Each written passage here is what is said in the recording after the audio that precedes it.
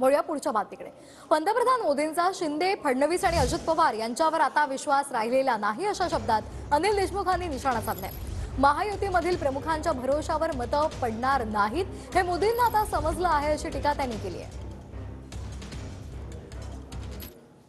एनसीपीचे आमदार अनिल देशमुख आपल्यासोबत आहे। आपण त्यांची थेट बातचीत करणार आहोत। आज आपण पाहतोय की शरद पवार साहेब सुद्धा सांगोला सोलापूर दौऱ्यावर आहेत।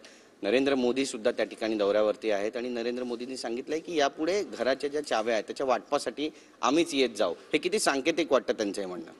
असं आहे की महाराष्ट्रामध्ये नरेंद्र मोदी साहेबांना कल्पना आलेली आहे की महाराष्ट्रामध्ये जर आपल्याला त्यांच्या पक्षाला जर चांगलं यश इथं प्राप्त करायचं असेल तर ते एकनाथ शिंदे, देवेंद्र फडणवीस किंवा अजितदादा यांच्या भरोशावर इथे महाराष्ट्रामध्ये काही होणार नाही। कारण की महाराष्ट्रातील जनतेचा या तिन्ही लोकांवर विश्वास नाही, यांना लोकमत देणार नाही। हे नरेंद्र मोदी साहेबांच्या लक्षात आल्यामुळे वारंवार मोदी साहेब महाराष्ट्रामध्ये येत आहेत। आणि आज तर सोलापूरमध्ये बोलताना त्यांनी सांगितलं की आता महाराष्ट्राच्या किल्ले आमच्याकडे आहे, किल्ल्याचं वाटप मी करणार।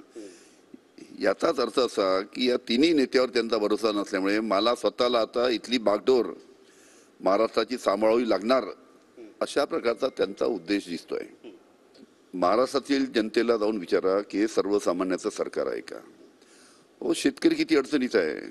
आज शेतकऱ्यांच्या कापसाला भाव नाही, आज शेतकऱ्यांच्या सोयाबीनला भाव नाही, तुरीला भाव नाही, कांद्याला भाव नाही। अशा पद्धतीने शेतकरी अतिशय अडचणीत आहे। शेतकऱ्यांकडे सरकार लक्ष द्यायला तयार नाही। रोशनचा गिरीश गायकवाड, TV9 मराठी, मुंबई।